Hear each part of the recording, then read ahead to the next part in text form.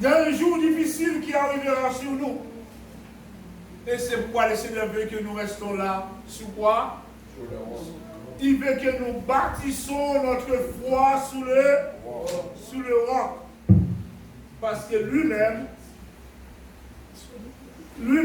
il est le plus solide que toutes choses. Amen. Amen. Gloire à Dieu. Oh, est-ce que nous avons une Bible ce matin? Est-ce que nous avons une Bible ce matin? Nous allons tourner la Bible dans la Bible. C'est ça? Nous pouvons tourner la Bible dans la Bible. Dans Luc chapitre 6. Si nous avons une Bible, nous allons tourner la Bible dans la Bible. Et la Bible, c'est la parole de Dieu. C'est notre boussole, c'est notre lumière. Laissez la parole nous diriger comme David nous dit. La parole de Dieu doit nous diriger, pas la parole de l'homme, mais laissez la parole de Dieu nous conduire. Pour que la parole de Dieu puisse nous conduire, nous avons à renoncer à nous-mêmes. Luc chapitre 6. Luc chapitre 6. C'est quelques mots d'encouragement, mais bien aimé, savoir vraiment où nous sommes ce matin.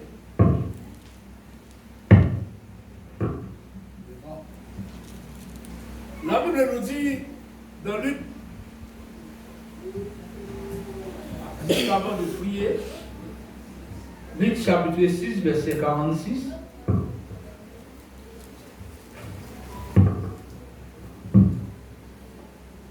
Alléluia. C'est là que c'est affiché. Luc chapitre. Combien j'ai dit? 6. Gloire à Dieu. Merci Seigneur.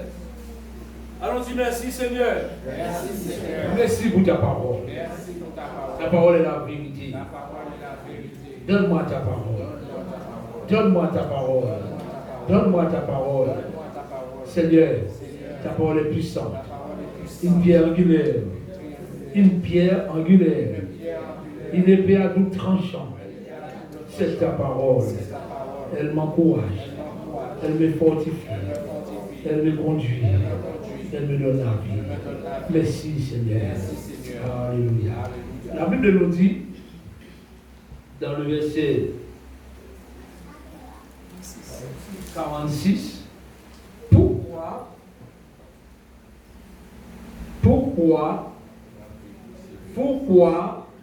ensemble l'Église? Pourquoi appelez-vous Seigneur, Seigneur, et ne faites pas rejeter? Alléluia. Continuez. Je vous montrerai à qui est semblable tout homme qui vient à moi. Entends mes paroles et les mets en pratique. Jusqu'au verset 49, vas-y. Il est semblable à un homme qui bâtissant une maison, à creuser profondément et à poser le fondement sur le roc.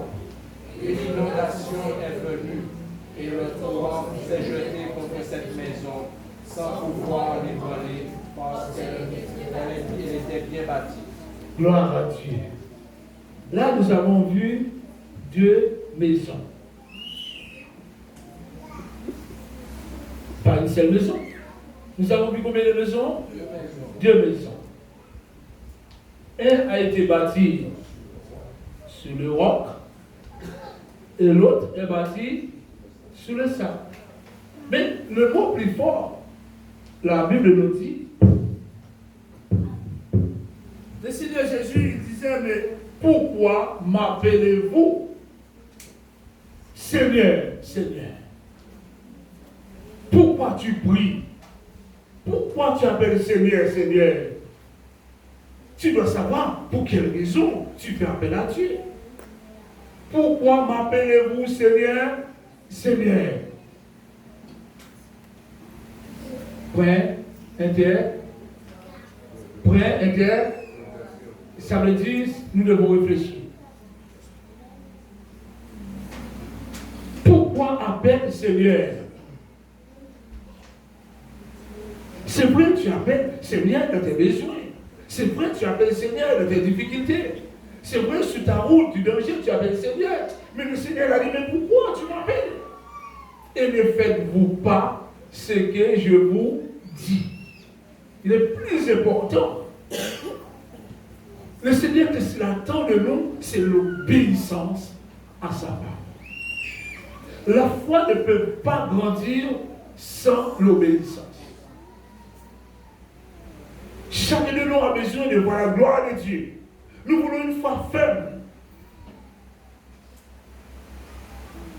Nous voulons une foi solide, mais pas sans l'obéissance. C'est pour cela que Jésus a dit, mais tu m'appelles Seigneur, pourquoi appelles Seigneur, Seigneur? Et puis il ne voit pas la solution. Il appelle Seigneur, Seigneur, Seigneur, il ne voit pas la réponse à son prière. Parce qu'il ne fait pas ce que Dieu dit. C'est pas le passé qui le dit. Hein. Depuis tant d'années, j'ai prié. Depuis tant de mois, j'ai prié. J'appelle Seigneur, Seigneur, Seigneur. Il y a un problème. Seigneur, Seigneur, il y a Seigneur, Seigneur, ça ne va pas. Seigneur, Seigneur, il combat. Seigneur, Seigneur. Et puis le Seigneur vient de te regarder. Toi, tu n'entends jamais la voix du Seigneur.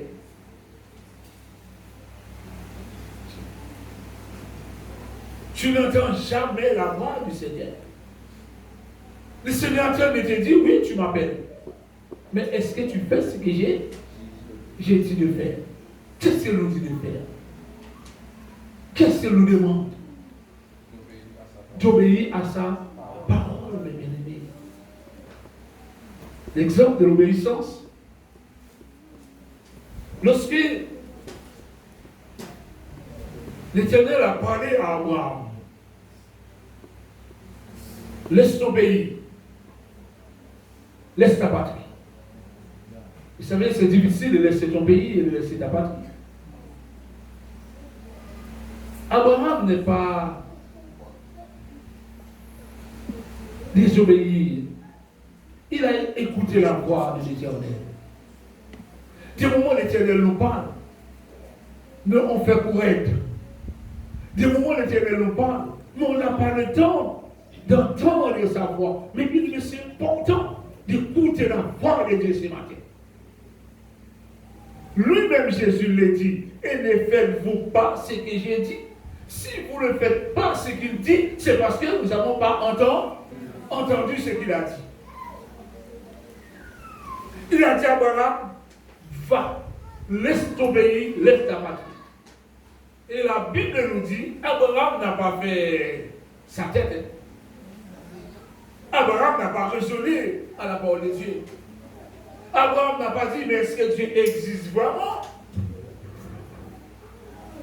Abraham n'a pas dit, est-ce que ce n'est pas quelqu'un d'autre qui m'a parlé? La Bible nous dit, Abraham est parti. Abraham est parti sans savoir où il allait. Où? Parce que l'Éternel a dit, laisse ta patrie, va-t'en. Il appelle Seigneur, Seigneur, mais aussi le Seigneur aussi, il a un mot à dire. C'est bien d'appeler Seigneur, Seigneur, mais est-ce que nous restons dans la prière? Est-ce que nous gênons? Est-ce que nous cherchons la présence de Dieu? Est-ce que nous recherchons une relation avec Dieu? C'est maintenant Dieu de nous parler personnellement. Tu l'appelles Seigneur, mais est-ce que tu fais ce qu'il t'a demandé de faire? On jette le fardeau sur le Seigneur. Et puis il continue à dire. À la suite, continue.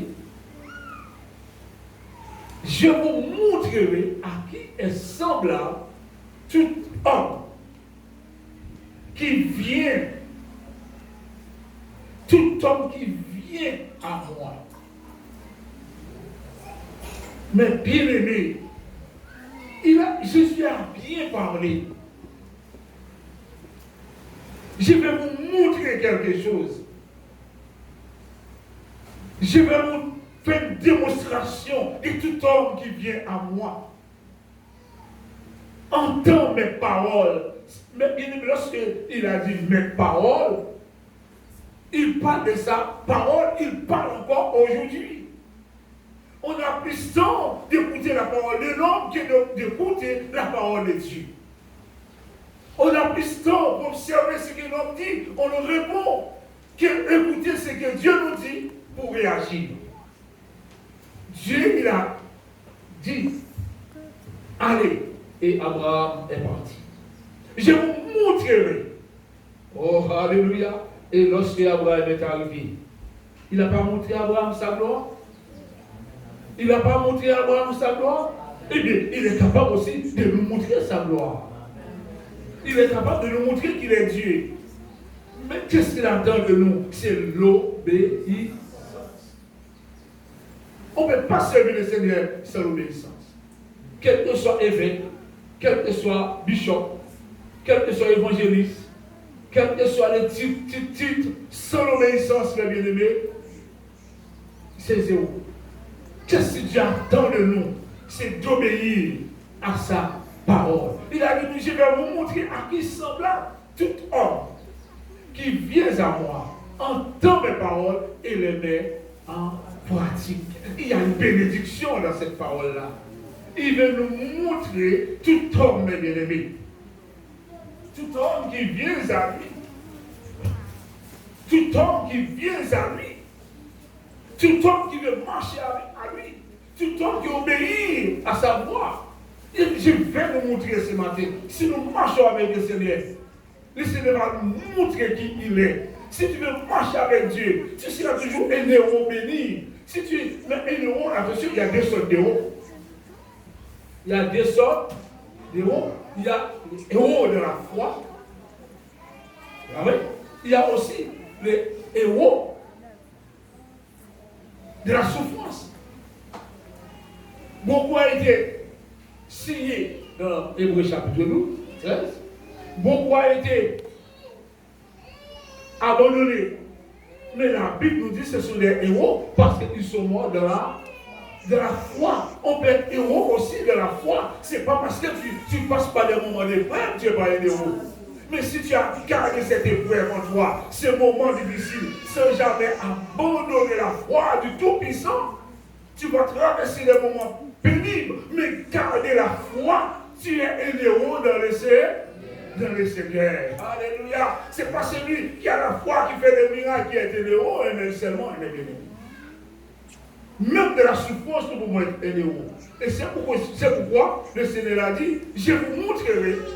J'ai le pouvoir de vous montrer. Je suis capable de vous montrer à qui est semblable tout homme qui vient, qui marche avec moi, qui m'accepte comme son sauveur personnel. Entends mes paroles et les met en pratique. Le plus important, c'est de garder la parole de Dieu dans nos cœurs. Mais bien aimé, mettez la parole de Dieu en pratique. Et encore, il continue à nous parler. Pratiquez la parole de Dieu. Dans le verset 48, il est semblable à un homme. Deux critères, deux maisons, deux types de maisons. Il est semblable à un homme qui, bâtissant une maison, a creusé, fouillé, mes bien-aimés, profondément, et a posé le fondement. Vous savez, s'il n'y a pas de fondement, la maison ne résistait pas au temps de la tempête. Il prend l'exemple d'un homme. Il est semblable à un homme qui garde la parole de Dieu dans son cœur. Un homme qui pratique la parole de Dieu. Vous savez, celui qui garde la parole de Dieu tremble, il a la crainte de Dieu, il ne fait pas n'importe quoi, il ne dit pas n'importe quoi. Parce qu'il sait que le Saint-Esprit de Dieu habite en lui. Il sait que le Saint-Esprit de Dieu peut s'attrister, mes bien-aimés. Il sait qu'il doit être un bon fondement devant tous les hommes. C'est comme si nous parlons d'Énard. On a vu l'exemple d'Énard. La Bible nous dit comment reconnaître Énard. C'est pas son fruit, mes bien-aimés. C'est le fruit, mes bien-aimés. Le fondement en nous fait porter du fruit. Creusez, on va creuser dans la prière, creuser dans le jeûne, creuser dans le respect pour Dieu. Creuser. Oh, alléluia. Et poser le fondement sur le roc. Pas sur la parole de l'homme, mais sur la parole de Jésus-Christ de Nazareth. Posez, mes bien-aimés, notre fondement, notre foi, notre obéissance. Posez sur le roc. Alléluia. Et cet homme, il va bâtir une maison, il va prendre son temps, il va fouiller, il va chercher la bonne terre. On n'a pas le temps de chercher la bonne terre. La terre solide pour avoir le bon fondement. Mais pourquoi? C'est une préparation. Une inondation est venue. Et ce qui s'est passé pendant ces jours-là, à Porto Rico, en Guadeloupe, aux États-Unis, les dégâts, l'eau est passée. Il y a d'autres maisons qui résistent et il y a d'autres qui n'ont pas résisté. L'inondation est arrivée. Mais il y a un moment où l'inondation va frapper. Et un moment où l'inondation va nous toucher. Mais on ne sait pas quelle est l'inondation. La Bible nous dit qu'il y a une inondation qui va frapper sur le monde. Elle est venue et les torrents s'est jeté contre cette maison sans pouvoir les branler parce qu'elle était bien bâtie. Alléluia. Lorsque la maison est bâtie sur le roc, notre foi est bâti sur le roc. Notre amour est bâti sur Jésus. Notre combat est bâti sur Jésus. Notre épreuve est bâtie sur Jésus. Rien ne peut ébranler notre foi. Mais bien aimé, un chrétien qui se laisse ébranler par les soucis de la vie, c'est parce qu'il ne sait pas où il a bâti sa foi. La Bible ne m'a jamais dit dans ta foi, tu n'auras pas des épreuves. La Bible ne m'a jamais dit, tu n'auras pas de moments difficiles. Mais Jésus l'a dit, tu auras des tribulations. Alléluia. Tu auras des persécutions. Tu auras des moments de découragement. Mais si ta foi est bien bâtie sur le roc des bien-aimés, rien ne peut ébranler la foi. Je disais, un chrétien qui abandonne pour la fièvre, il n'était jamais un chrétien. Il n'avait pas compris le combat. Il est fier de devoir abandonner. Le bruit du vent de devoir abandonner. Vous savez, le vent souffle seulement. Le vent seulement peut nous troubler. Comme les disciples qui étaient dans la barque. La tempête n'était même pas encore arrivée et crier Jésus. Sauvez-nous et le bruit seulement. Les chrétiens, même nous qui sommes chrétiens, nous ne devons pas laisser le bruit nous troubler. Le bruit nous fait arrêter de le combat. Crie Jésus, Jésus sauve. Et Jésus était là. Jésus même tranquille. Il est toujours en paix, Jésus. Parce que qui a créé le vent, qui a créé la tempête, il ne peut pas arrêter le pouvoir de Dieu. Et il sait avec lui, ses disciples seront toujours en sécurité. Mais il faut creuser. Il faut creuser dans la parole. Il faut fouiller. Il faut bâtir. Ce n'est pas quelqu'un qui va bâtir cette maison pour toi. Mais c'est toi-même qui va bâtir ta foi sur la parole de Dieu. Si tu entends quelqu'un bâtir ta foi pour toi, tu seras déçu. Mais toi, quand tu commences à lire la Bible, tu commences à faire le Seigneur confiance, tu vas bâtir ta foi et rien ne pouvait ébranler ta foi en Jésus-Christ. Alléluia. Une inondation a touché. Oh, pourquoi m'appelles-tu Seigneur, Seigneur, tu n'entends pas le bruit? Et le torrent s'est jeté contre cette maison sans pouvoir l'ébranler. Problème, difficulté ne peut pas ébranler un chrétien. Parce qu'elle était bien bâtie. Alléluia. Quand ta foi est bien bâtie, quand ton assurance est bien bâtie, rien ne peut ébranler ton assurance. Les paroles de l'homme, les propos de l'homme, les difficultés, les déserts, même la mort ne peut pas t'ébranler. Alléluia. Parce que tu savais déjà l'homme né pour mourir un jour. Tu savais déjà l'homme sera toujours malade à cause du péché. Mais tu ne peux pas être ébranlé. Tu peux même bien aimer. Nous sommes bien préparés. Nous sommes bien bâtis. Alléluia, sous Jésus-Christ. Contre cette maison, sans pouvoir l'ébranler. Pourquoi les chrétiens aiment s'ébranler trop vite?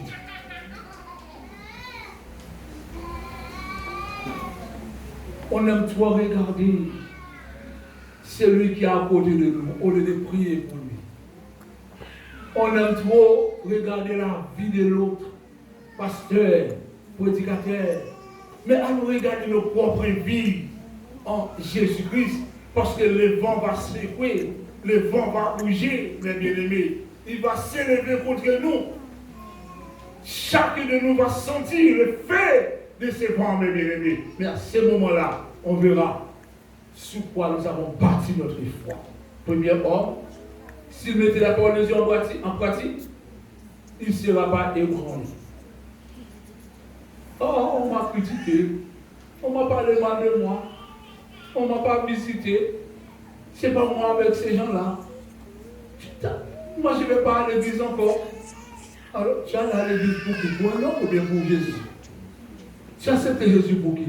Ah, je suis malade, personne ne m'a visité. Mais Jésus est avec toi. Peut-être la personne qui va visiter, c'est une hypocrite qui est là. Il vient te visiter avant de critiquer. Mais bien aimé, c'est pareil. On va visiter quelqu'un à l'hôpital qui est malade, au lieu de l'encourager, on l'écrase.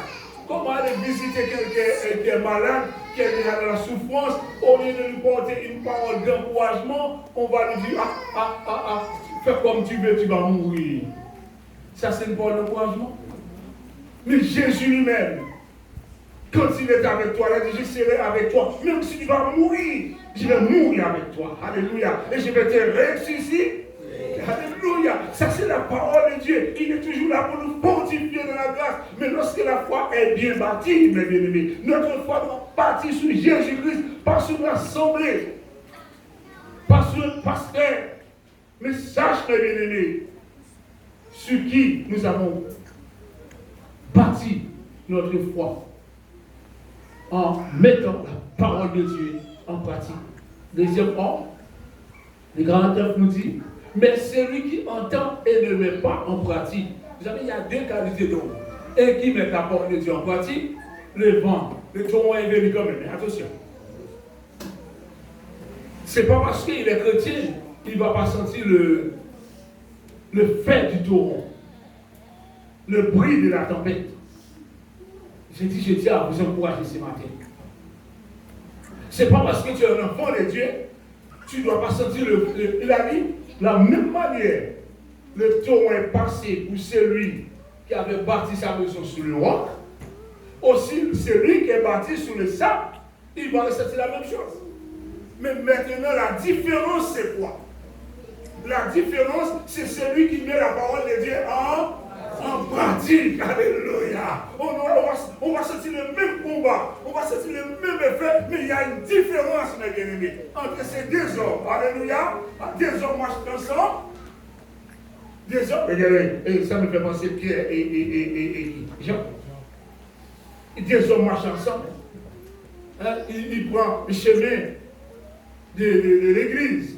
3 heures d'après-midi, toujours ensemble. Mais les deux étaient ensemble. L'un ne savait pas qu'est-ce que l'autre a envie.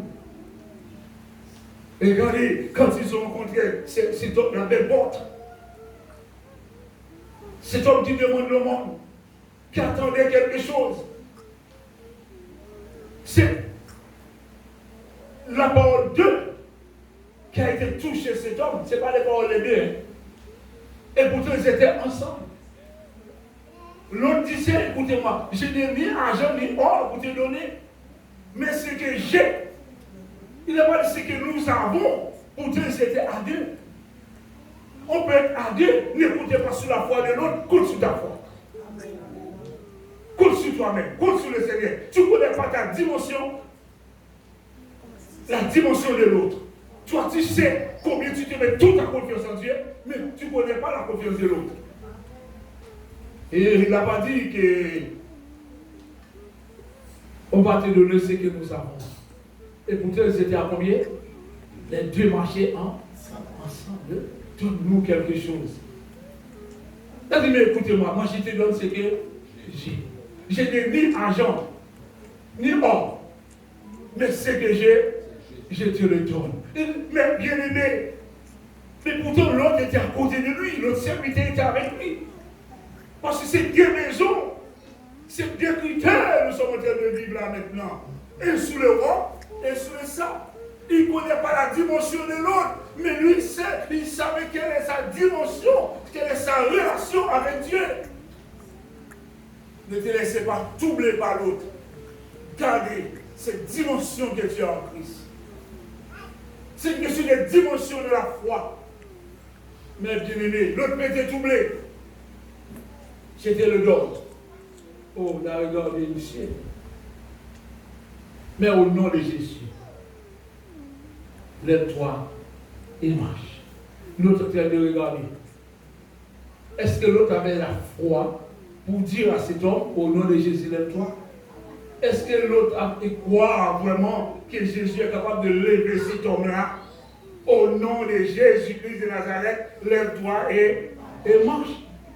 Sa dimension, ce n'était pas la dimension de l'autre. Sa croyance, ce n'était pas la croyance de l'autre. Ma croyance, ce n'est pas la croyance de ma femme. Ma dimension de ma foi n'est pas la dimension de ma femme.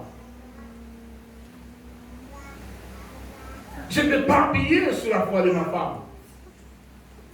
Elle ne veut pas piller sur ma foi. Parce que chacun de nous a une mesure de foi devant Dieu. Mais celui qui entend, oh, il y a l'autre qui n'entend pas, il y a l'autre qui n'entend pas, il y a l'autre qui entend ce qu'il dit. Mais celui qui entend et ne met pas en pratique, il y a un qui met en pratique, il y a l'autre qui est là ce matin qui ne met pas la parole de Dieu en pratique. Il y a d'autres qui mettent la parole de Dieu en pratique. Mais celui qui entend et ne met pas en pratique est semblable à un homme qui a bâti une maison sur la terre, sans fondement. Mais vous savez, sans réfléchir, sans un temps de calculer. Parce que, mes bien-aimés, tôt ou tard, les choses vont changer. Ça me fait penser, pendant quelques semaines, on est en train de montrer à la télé la maison on a construit chercher là sur le sable. On a un grand truc sur le sable, mais on n'a pas réfléchi. Et c'est ça. Quand on a construit sur le sable, il faut réfléchir. Le torrent, si le torrent arrive, si la tempête va frapper, qu'est-ce qu'on va faire? Ça va s'écrouler. La Bible chrétienne, c'est la même chose. L'autre qui ne met pas en pratique. Mais la Bible nous dit attention, tu ne mets pas ma parole en pratique. Jésus a dit tu ne mets pas ma parole en pratique. Mais tu es semblable à un homme qui a bâti une maison sur la terre sans fondement. Tu as bâti, mais ta maison n'a pas de fondation. C'est comme un mariage qui est bâti sans fondation. Quand le mariage est bâti sans fondation, depuis le moment où le vent soufflait, le mariage est cassé. Mais quand le mariage est bâti sur le fondement de la prière, sur le fondement de Jésus-Christ, sur le fondement du pardon, mes bien-aimés, quel que soit, il ne pas dire il n'y aura pas de nuage. La Bible n'a pas dit ça. Il a toujours des tribulations, même dans les mariages. Mais si c'est bien bâti, même pendant le moment de tribulation, vous allez voir. Vous allez voir combien la victoire sera certaine. Mais c'est mettre la parole de Dieu en pratique. Et si tu ne mets pas la parole de Dieu en pratique, tu es semblable à un homme qui a bâti une maison sur la terre sans fondement et les torrents s'est jeté contre cette maison. J'avais vu, les taureaux étaient là, même pour celui qui avait mis la parole en pratique. D'accord? Le taureau a frappé même celui qui a mis la parole de Dieu en pratique. Mais maintenant, la différence, c'est que celui qui a mis la parole de Dieu en pratique et celui qui ne met pas la parole de Dieu en pratique. Le taureau s'est jeté contre elle, aussitôt elle est tombée. Et dans l'autre verset, nous avons vu le taureau a passé, le vent a soufflé, mais la maison était résistée. Parce qu'elle était bâtie sur le roc, c'est Jésus, mes bien-aimés. Et l'autre qui n'a pas battu ce que tu fais ce matin, essaie de faire tout pour le faire au nom de Jésus. Mais Jésus en premier lieu. Mais Jésus dans tes affaires. Mais Jésus dans ton projet. Alléluia. Et quand tu mets Jésus dans ton projet, tu réussiras. Le vent va venir. Le taureau va se lever contre toi. Mais tu auras la victoire. Alléluia. Contre elle. Aussitôt, elle est tombée et la ruine de cette maison a été grande. Oh, il restait rien. On voyait que la terre, parce que c'est bâti sur la terre. Mais toi aussi, qui es bâti sur le roc, le vent est passé, le taureau est passé, mais ta maison est résistée parce que tu es bâti sous Jésus. Quelle confiance. Quelle assurance. Lorsque la Bible nous dit, pour terminer, la Bible nous dit, mes bien-aimés, dans Exode chapitre 20, pourquoi m'appelles-tu Seigneur, Seigneur? Et ne faites-vous pas ce que je vous demande. Dans le temps de Moïse, le Seigneur a parlé pour le peuple des Juifs. Il a donné 10 commandements. Parce que les Juifs appellent Yahweh, j'ai bien dit, le mot Jéhovah, ce n'est pas Dieu. Dieu n'appelle pas Jéhovah. Jéhovah, c'était un titre qu'Abraham a donné à un lieu. Ce lieu s'appelle Jéhovah après le sacrifice d'Isaac. Mais la Bible ne m'a jamais dit que Dieu s'appelle Jéhovah. C'est un titre pour lui donner gloire, élever le roi des rois. Mais là, lorsque Jésus a dit, dans les premiers versets, nous avons dit, pourquoi m'appelles-tu Seigneur, Seigneur, et ne fais-vous pas ce qu'il dit? Et Jésus est venu avec le même propos que l'Éternel a donné à son peuple Israël après le traversant du désert et la mer Rouge.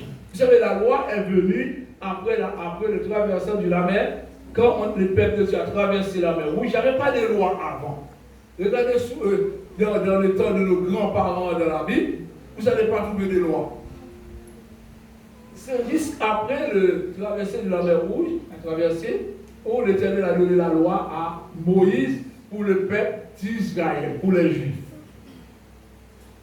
Mais Jésus nous parle d'une autre manière maintenant. Lorsqu'il a parlé, nous devons bâtir notre maison sur la foi, bâtir sur lui.